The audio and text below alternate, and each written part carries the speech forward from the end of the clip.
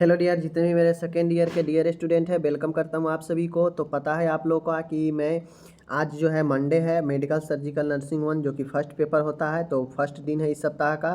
तो आज जो है हम लोग पहला यहाँ पे कर रहे हैं, ठीक है। यह वीडियो नंबर 3 है मेडिकल सर्जिकल नर्सिंग का। तो आपके सामने में है, जो भी है आपके सामने में है, ठीक है। कोई जो है यहाँ पे आप लोग को दिक्कत नहीं होने वाला है, एकदम इस चैनल से प्रॉपर तैयारी आप लोग कर सकते हैं, ठीक है। मेडिकल सर्जिकल नर्सिंग 1 का 3 वीडियो है। ऐसे ही आपके कंप्लीट जो है सिलेबस समाप्त होने तक वीडियो सीरियल चलता रहेगा, तो आपके लिए काफ़ी यूजफुल होगा, ठीक है। प्लेलिस्ट बना देंगे, जिनको भी दिक्कत होगा प्लेलिस्ट में आराम से जाकर आप तैयारी अपना कर सकते हैं, ठीक है। कहता है, देखिए मैंने आपको इन्फ्लामेशन के बारे में तो पढ़ा दिया था कि क्या कारण होता है, ठीक है ना। लेकिन इन्फ्लामेशन का आज मैं इसके प्रक्रिया के बारे में बताएंगे, कैसे इन्फ्लामेशन जो है बॉडी में, इसका क्या प्रोसेस होता है, ठीक है ना, क्या मैकेनिज्म होता है, कैसे यह इन्फ्लामेशन बॉडी में होता है, इसके चिन्ह लक्षण और इसका उपचार भी आज हम लोग देखेंगे, ठीक है। उस दिन तो सिर्फ कारण देखे थे और ये देखे थे कि भाई क्या पहचान होता है इन्फ्लामेशन का, ठीक है ना, जिसमें सफिक्स लगा होता है आइटिस करके, ओके। तो प्रोसेस ऑफ इन्फ्लामेशन, प्रदाह का शोध। अगर आपसे डायरेक्ट इन्फ्लामेशन के बारे में अगर पूछे तो पहला वाला जो मैंने बताया कारण वगैरह वो लिख दीजिएगा। अगर आपसे प्रक्रिया पूछे, प्रदाह का प्रक्रिया, शोध का प्रक्रिया, प्रोसेस ऑफ इन्फ्लामेशन या मैकेनिज्म ऑफ इन्फ्लामेशन, तब जाके आप ये वाला लिखिएगा, ठीक है, आंसर में। देखिए, यह प्रतिक्रिया चोट उत्पन्न करने वाले कारकों के फैलाव को रोककर तथा मृत कोशिकाओं एवं ऊतकों को हटाकर घाव भरने की प्रक्रिया को उद्दीप्त स्टिमुलेट कहते हैं। स्टिमुलेट जो होता है, मैं आपको बता दूं कि स्टिमुलेट कहने का मतलब होता है कि जब आपके बॉडी में किसी पार्ट पर चोट लग जाए, ठीक है, चोट लगने के बाद क्या होता है कि वहाँ का जो कोशिका होता है वह मृत हो जाता है, सड़ने लगता है, वहाँ पे घाव बन जाता है और वहाँ का जो कोशिका जो ऊतक होता है वह खराब हो जाता है, ठीक है। तो वहाँ पे खराब होने से देखते हुइएगा मवाद पस बन जाता है, काला पड़ जाता है चमड़ा। तो वह इसीलिए होता है क्योंकि वहाँ पे जीवित कोशिका नहीं है, ठीक है। और इसको जीवित एक कोशिका ऊतक जो मृत बन चुका है चोट के कारण, उसको हटाकर घाव जो भरने की प्रक्रिया है उसको उद्दीपित स्टिमुलेट करती है, समझ गए। प्रदाह में सर्वप्रथम शारीरिक ऊतकों को चोट या संक्रमण के कारण हानि पहुंचता है, जिसे कम करने के लिए शरीर प्रतिक्रिया दर्शाता है। अब सबसे पहले इसके प्रक्रिया को समझने के लिए यहाँ से आपको समझना पड़ेगा। होता क्या है कि मान गए आपके बॉडी के किसी पार्ट में चोट लगा, तो वहाँ पे ऊतक है, कोशिका है किसी भी पार्ट में, तो चोट लगा या संक्रमण हुआ उस जगह पर, तो वहाँ पे हानि पहुँचता है ऊतक या कोशिका को, ठीक है। सर्वप्रथम यही होता है कि चोट लगे या आपके कुछ भी हो, वहाँ पे हानि पहुँचता है। अब उस हानि को कम करने के लिए हमारा बॉडी जो है एक्टिव होता है, प्रतिक्रिया दर्शाता है, ठीक है, समझ गए। उसके बाद सर्वप्रथम चोट लगने पर स्थानीय क्षेत्र की रक्त वाहिनी संकुचित हो जाती है। जैसे ही आपके बॉडी में कहीं पे चोट लगेगा, तो चूंकि हर एक बॉडी पार्ट में रक्त की नलिका, रक्त वाहिनी फैला हुआ है, तो चोट लगते ही वह कंट्रैक्शन हो जाता है, संकुचित हो जाता है, जिससे रक्त स्राव के कारण होने वाली हानि को कम किया जा सके, ठीक है। अब जैसे ही आपके बॉडी में चोट लगता है तो रक्त वाहिनी संकुचित हो जाता है। अब संकुचित इसलिए होता है कि जो ब्लड सिक्रेशन बॉडी से ज़्यादा होगा उसको ज़्यादा से ज़्यादा कम करे, इसीलिए यह कंट्रैक्शन उसमें हो जाता है, संकुचन हो जाता है, ठीक है।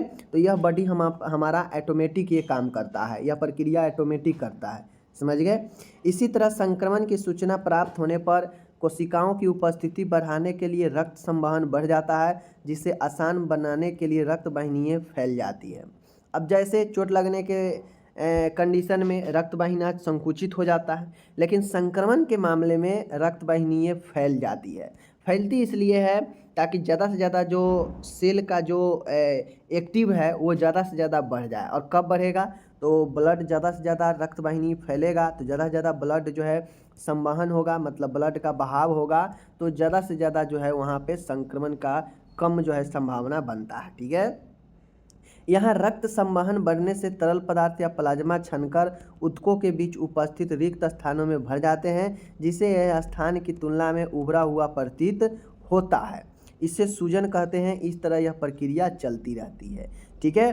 तो ये जो सूजन होता है आप लोग को पता है, देखते होइएगा चोट लगने पर या संक्रमण होने पर सूजन हो जाता है। तो सूजन इसलिए होता है क्योंकि ये रक्त वाहिनी ये फैल गया है, ब्लड बहुत ज़्यादा जो है संक्रमण के कंडीशन में ब्लड बहुत ज़्यादा निकलने लगता है नली फैलने से।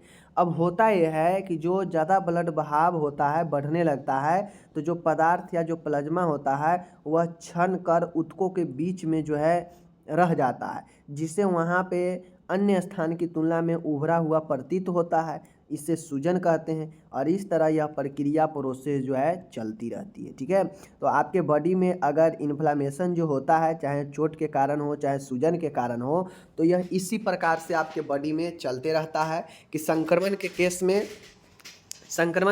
में ठीक है, संक्रमण के केस में कोशिकाओं के प्रेजेंटेशन बढ़ाने के लिए रक्त नली फैल जाता है। ठीक है, रक्त नली क्या होता है, फैल जाता है, और फैल जाने के कंडीशन में जो रक्त के प्लाज्मा है, अन्य पदार्थ है, वह छनकर ऊतकों के बीच रिक्त स्थानों में रहता है, जो उभरा हुआ प्रतीत होता है अन्य स्थान के तुलना में, जिसे एडिमा कहते हैं। और यह प्रक्रिया निरंतर संक्रमण के केस में चलते रहती है। ठीक है। चोट के केस में वहाँ पे क्या होता है, तो चोट के केस में इन्फ्लामेशन जो होता है वह रक्त वाहिनीय कंट्रैक्शन हो जाता है। ठीक है, कंट्रैक्शन होने से जो है रक्तस्राव के कारण हानि को कम से कम किया जा सके, इसलिए वहाँ पे सूजन जो है बन जाता है चोट लगने पर। ठीक है, तो चोट लगने पर भी सूजन बन जाता है। सूजन क्यों बनता है, क्योंकि रक्त वाहिनी ये कंट्रैक्ट हो चुकी है, संकुचित हो चुकी है। संकुचित होने से वहाँ पे जो भी रक्त वाहिनी है आकर इकट्ठा रहता है, तो वो सूजन के रूप में उभरा हुआ दिखाई देता है। ठीक है, ये समझ गए। अब यहाँ पे इंग्लिश है। ठीक है, इंग्लिश में आप लोग देख लीजिए। अब यहाँ पे प्रदाह के चिन्ह व लक्षण, इन्फ्लामेशन के सिम्टम साइन क्या होते हैं, तो प्रदाह के चिन्ह व लक्षण बहुत सारे होते हैं, चलिए दिखाते हैं। पहला शारीरिक लक्षण में क्या होता है, फिजिकल सिम्टम्स में देख लीजिए।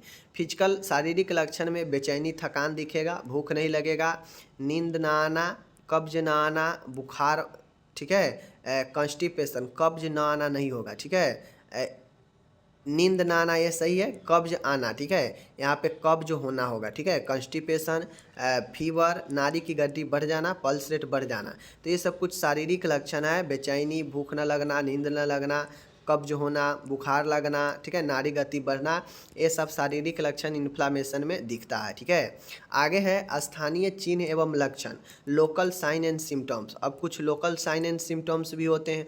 लोकल कहने का मतलब है कि जहाँ भी इन्फेक्शन होगा, जहाँ भी चोट लगेगा, तो उस लोकल जगह पर क्या दिखेगा, तो वहाँ पर गर्माहट दिखेगा, जो कि पहले भी बताए हैं, लाल दिखाई देगा, सूजन दिखाई देगा, दर्द होगा, कार्य न कर पाना, लॉस ऑफ फंक्शन होगा वो जगह का। तो ये सब लोकल स्थान पर जहाँ प्रभावित क्षेत्र है वहाँ पर यह सिम्टम्स दिखेगा, और शारीरिक सिम्टम्स ऊपर मैंने बता दिया। अब इससे इन्फ्लामेशन के प्रदाह का उपचार क्या होता है, तो प्रदाह के उपचार में अगर किसी को बुखार है, दर्द है, तो उसके लिए एनाल्जेसिक और एंटीपायरेटिक ड्रग देखते हैं बुखार और दर्द पर। ठीक है, जैसे पैरासीटामोल, निमेसुलाइड, आइबुप्रोफेन, ये सब दवा एंटीपायरेटिक और एनाल्जेसिक में आता है। दूसरा है प्रदाह के लिए हम लोग कर्टिकोस्टेरॉइड थेरेपी, ठीक है, निमेसुलाइड थेरेपी देते हैं। कर्टिकोस्टेरॉइड एक स्टेरॉइड दवा है जो प्रदाह में काम करता है। एडिमा के लिए अगर सूजन हो जाए पैरों में, हाथों में, तो उसके लिए क्या करना चाहिए, सूजन होने पर सबसे पहले राइस का उपयोग करना चाहिए। ठीक है, राइस, ठीक है, RICE, ठीक है, RICE। राइस कहने का मतलब है R for rest, I for ice, C for compress, E for elevation. अब R का मतलब होता है सूजन वाला जगह को ज़्यादा से ज़्यादा आराम दे। सूजन वाले जगह पर I मतलब आइस का एप्लीकेशन करे, बर्फ़ का सिकाई करे। C मतलब कंप्रेस ऑफ ऑर्गेन, वहाँ पे सूजन वाले जगह पर कंप्रेस करके रखे, तभी देखते हुए गर्म पट्टी सब बांध के रखता है सूजन वाला जगह पर। ठीक है, E फॉर होता है एलिवेशन, मतलब ऊंचाई दे, मतलब अगर पैर में आपका सूजन है तो पैर को ऊंचाई पर रखे। ठीक है, ऊंचा करके। हाथों में सूजन है तो हाथों को ऊंचा करके रखे। ये राइस जो है आपके एडिमा में हेल्प करता है। ठीक है, तो ये चीज़ हो गया। अब चौथा है, अगर संक्रमण के कंडीशन से इन्फ्लामेशन बना है तो एंटीबायोटिक देंगे। एंटीबायोटिक में बहुत सारा एंटीबायोटिक है, सेफेक्टोसिम है 500, एमिकासिन है 500, तो ये सब अपने हिसाब से एंटीबायोटिक चूज करके डॉक्टर देते हैं। ठीक है, बहुत सारे एंटीबायोटिक हैं। अब इन सब केसों में वो तो उपचार हो गया, अब इन सब केसों में नर्सिंग मैनेजमेंट होता है। ठीक है, इन सब केसों में नर्सिंग प्रबंध होता है। जितना भी बीमारी आप लोग देखिएगा सब में नर्सिंग प्रबंध जो है रहता ही है, नर्सिंग प्रबंध किया जाता है। ठीक है, तो नर्सिंग प्रबंध आप लोग को मैं आगे पढ़ाऊंगा तो पता चलेगा कि प्रॉपर तरीका से नर्सिंग प्रबंध कैसे लिखना चाहिए। फिलहाल मैं आपको लाइन बाय लाइन बता देता हूँ। मरीज को पर्याप्त आराम दिलाना चाहिए। देखिए, नर्सिंग जो प्रबंध होता है ना, यह लक्षण के आधार पर ही होता है। जिस बीमारी में जितना लक्षण है उस लक्षण के लिए नर्स जो मैनेजमेंट करेगी वही जो है नर्सिंग मैनेजमेंट हो जाता है। ठीक है, तो मरीज को पर्याप्त मात्रा में आराम करवाना चाहिए, प्रदान करना चाहिए। मरीज को मनोवैज्ञानिक सहारा प्रदान करना चाहिए। मरीज यदि शर्मीला है तो उसे एकांत प्रदान करना चाहिए। ठीक है, नर्स के द्वारा ये सब प्रबंध करना चाहिए। नेक्स्ट है, मरीज को साफ़ सुथरा रखना चाहिए। मरीज का कमरा हवादार होना चाहिए। मरीज की स्थिति समय समय पर बदलते रहना चाहिए। मरीज को अधिक से अधिक पानी तरल पदार्थ लेने की सलाह देना चाहिए। मरीज के भोजन में प्रोटीन कार्बोहाइड्रेट की अधिक मात्रा होनी चाहिए। मरीज को पर्याप्त नींद लेने की सलाह देनी चाहिए। अगर बुखार तेज हो तो ठंडे पानी से स्पॉन्जिंग करना चाहिए। प्रदाह के प्रभावित अंग को नियमित साफ सफाई करनी चाहिए। मरीज को भारी काम करने नहीं देना चाहिए। तो ये सब जो है कुछ महत्वपूर्ण जो है नर्स के द्वारा किया जाने वाला प्रबंध है, जिसको मैंने आपको बता दिया। ठीक है, आप जो है इसको लिखिएगा। यहाँ पे नीचे मैंने इंग्लिश भी दे दिया है और ये सब PDF आपको nursingyan.com पर सब्जेक्टिव वाला में मिल जाएगा, जहाँ पे आपको यूनिट वाइज भी है और वहाँ पे आपको जो है यूनिट वाइज के साथ में वीडियो PDF 1 PDF 2 करके भी वहाँ पे आपको ये चीज़ें मिलेगा। ठीक है, अब आता है नेक्स्ट प्रश्न है आपके सामने में, देख लीजिए यहाँ पे स्पष्ट रूप से। नेक्स्ट प्रश्न में कहता है कि शौक के बारे में बताइए और टाइप्स बताइए शौक का। शौक के मतलब क्या होता है? आघात, बेहोशी। ठीक है, अब बेहोशी का अलग अलग कारण होता है। आघात का लगने का, शौक लगने का अलग अलग कारण होता है। उस कारणों को जो है चलिए हम लोग यहाँ पे देखेंगे। ठीक है, शौक एक ऐसी अवस्था है जो अचानक अधिक मात्रा में खून बहना, जलना, एलर्जी, भावनात्मक प्रभाव के कारण शारीरिक ऊतकों एवं कोशिकाओं में रक्त सप्लाई में अत्यधिक कमी आ जाती है और शौक की स्थिति उत्पन्न हो जाती है। देखिए, शौक कोई भी कंडीशन से लगे, वह होता यह है कि सीधा जो है आपके रक्त पर इफेक्ट करता है। ठीक है, रक्त पर। अब शौक एक ऐसी स्थिति होती है जिसमें अचानक अधिक मात्रा में या तो चोट लगने से खून बह जाएगा या जलने से खून की कमी आ जाएगी। एलर्जी होने पर ये चीज़ें, ब्लड में एलर्जी कम ज़्यादा हो जाएगा।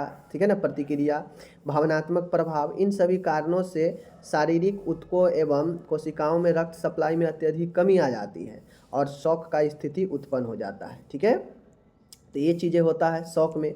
शौक का जो पैथोफिजियोलॉजी है, जो शौक कैसे होता है, ये चीज़ को समझने के लिए आपको इसको समझना पड़ेगा। ठीक है, अब देखिए, शौक का कोई भी रीजन हो सकता है, कोई भी कारण, कोई हार्ट का रोग हो सकता है। ठीक है, संक्रमण हो सकता है, एलर्जी हो सकता है। ठीक है, तरल पदार्थ कमी हो सकता है, कोई भी कारण हो सकता है जो है कोई भी कारण से हो सकता है।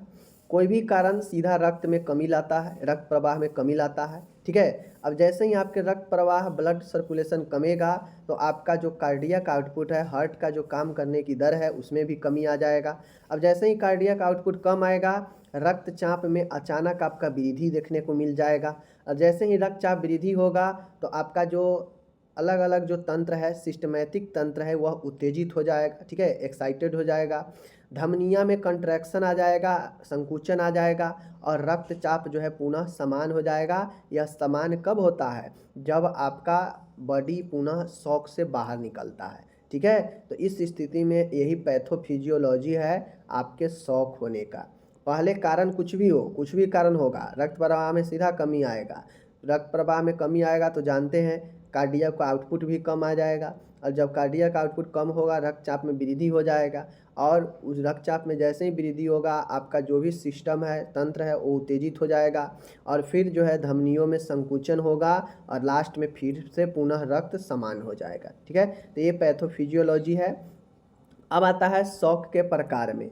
शौक के जो प्रकार होता है माय डियर, शौक के प्रकार अलग अलग होते हैं। ठीक है, अलग अलग प्रकार होते हैं। वही प्रकार जा रहे हैं पढ़ाने कि जो कारण था ना कि कोई भी कारण से, तो वही प्रकार जो है आपको दिखाते हैं। पहला होता है कार्डियोजेनिक शौक। कार्डियोजेनिक शौक कहने का मतलब है कि हृदय की बीमारी, हृदय में चोट लगना, myocardial infarction, a heart attack, MI, ठीक है, के कारण शरीर को रक्त प्रवाह की कमी से उत्पन्न होने वाला शॉक कार्डियोजेनिक शॉक कहलाता है। देखिए, कार्डियोजेनिक का मतलब होता है सीधा सीधा कि हृदय से संबंधित, चाहे कोई हृदय में बीमारी हो, चाहे हृदय में चोट लगे या फिर हार्ट अटैक हो, इन सभी कारणों से आपके शरीर को रक्त सप्लाई में कमी आता है और जो शॉक लगता है उस कंडीशन में वह कार्डियोजेनिक शॉक होता है। ठीक है, क्योंकि हार्ट से रिलेटेड है। ठीक है ना। दूसरा है हाइपोवॉल्यूमिक शॉक। हाइपोवॉल्यूमिक शॉक कहने का मतलब होता है, देखिए हाइपो मतलब होता है कम, हाइपो मतलब होता है कम, और वॉल्यूमिक मतलब रिलेटेड है वॉल्यूम से, आयतन से। तो आपको पता है आयतन जो है कहीं ना कहीं आयतन जो होता है, वॉल्यूम जो होता है 2 लीटर 4 लीटर 1 लीटर 3 लीटर, ये सब वॉल्यूम ही है, आयतन ही है। तो उस कंडीशन में यह तरल को डिनोट करता है। ठीक है, तरल में ब्लड हो सकता है या फिर जल हो सकता है, कुछ भी हो सकता है। तो बॉडी में जैसे ही कोई भी कारण से, किसी भी कारण से शरीर में अत्यधिक मात्रा में तरल या रक्तस्राव के कारण से उत्पन्न होने वाला शॉक हाइपोवॉल्यूमिक शॉक कहलाता है। देखिए, कुछ भी कारण हो, जैसे एक्सीडेंट हुआ और बहुत ज़्यादा बॉडी से ब्लड निकल गया, ब्लड भी एक तरल है। ठीक है, तो उस कंडीशन में जो शॉक लगेगा वो हाइपोवॉल्यूमिक शॉक होगा। ठीक है, या फिर मान गए जल गया पेशेंट, जलने से भी बॉडी का जो है जो तरल होता है, जो ब्लड होता है वो भी जल जाता है। और अगर गंभीर जला होता है पेशेंट तो गंभीर रूप से शरीर का तरल और ब्लड नष्ट हो गया रहता है, तो उस कंडीशन में भी शॉक लगेगा, तो हाइपोवॉल्यूमिक शॉक ही होता है। उसके बाद बहुत ज़्यादा जो है दस्त होने से, डायरिया होने से भी जो है आपके क्या होते हैं, शॉक लग जाते हैं, क्योंकि शरीर से बहुत ज़्यादा तरल निकल जाता है, तो उस कंडीशन में भी शॉक लगेगा, तो हाइपोवॉल्यूमिक शॉक ही होगा। ठीक है, समझ गए। तीसरा है एनाफाइलेटिक शॉक। एनाफाइलेटिक शॉक कहने का मतलब है कि किसी भी गंभीर एलर्जी रिएक्शन के फलस्वरूप उत्पन्न होने वाला शॉक एनाफाइलेटिक शॉक कहलाता है। इसे निम्न प्रकार व्यक्त किया जा सकता है।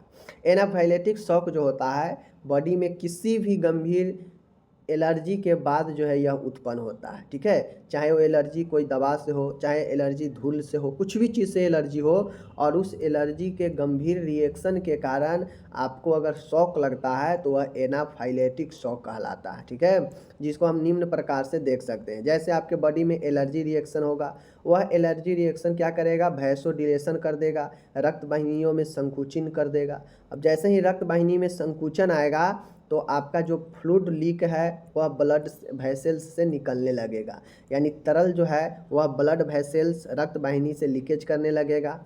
और उस कंडीशन में लीकेज होने पर अगर पाइप से पानी लीकेज होने लगे तो पाइप के पानी का फ्लो कम जाएगा, तो वो इसी प्रकार से रेड्यूस ब्लड सप्लाई और लास्ट में शॉक लग जाता है। ठीक है, तो एलर्जी से वैसोडिलेशन होता है, वैसोडिलेशन से जो है ब्लड वेसल्स लीक करने लगता है, और ब्लड वेसल जब लीक करने लगेगा तो रक्त सप्लाई कम जाएगा, और रक्त सप्लाई कमेगा तो शॉक लगेगा। तो ये एनाफाइलेटिक शॉक का पैथोफिजियोलॉजी है। ठीक है, याद रखिएगा।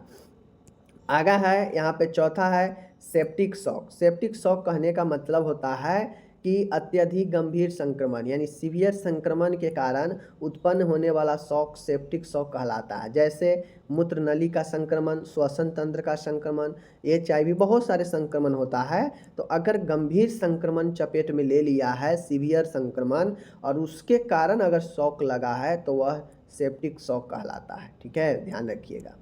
पांचवा है न्यूरोजेनिक शॉक। न्यूरोजेनिक शॉक कहने का मतलब है कि नर्वस सिस्टम को गंभीर नुकसान पहुंचाने के कारण उत्पन्न होने वाला शॉक न्यूरोजेनिक शॉक होता है। जैसे नर्व में चोट लगना, तंत्र उत्तेजित होना। जैसे आप लोगों को पता होगा कि किसी को अगर ब्रेन में चोट लग जाता है गंभीर रूप से तो वह बेहोश हो जाता है। ठीक है, उसका हालत ख़राब हो जाता है, तो वह क्या होगा, न्यूरोजेनिक शॉक होगा, क्योंकि ब्रेन आपका न्यूरॉन सिस्टम है और उसमें चोट लगेगा तो भाई न्यूरॉन को क्षति पहुंचेगा, तंत्रिका को, और उससे जो शॉक लगेगा वह न्यूरोजेनिक शॉक होगा। या रीढ़ के हड्डी में भी अगर स्पाइनल में भी चोट लग जाता है गंभीर, तो वहाँ भी न्यूरॉन होता है, वहाँ भी न्यूरॉन्स का जो है क्षति होगा और वो न्यूरोजेनिक शॉक लगेगा।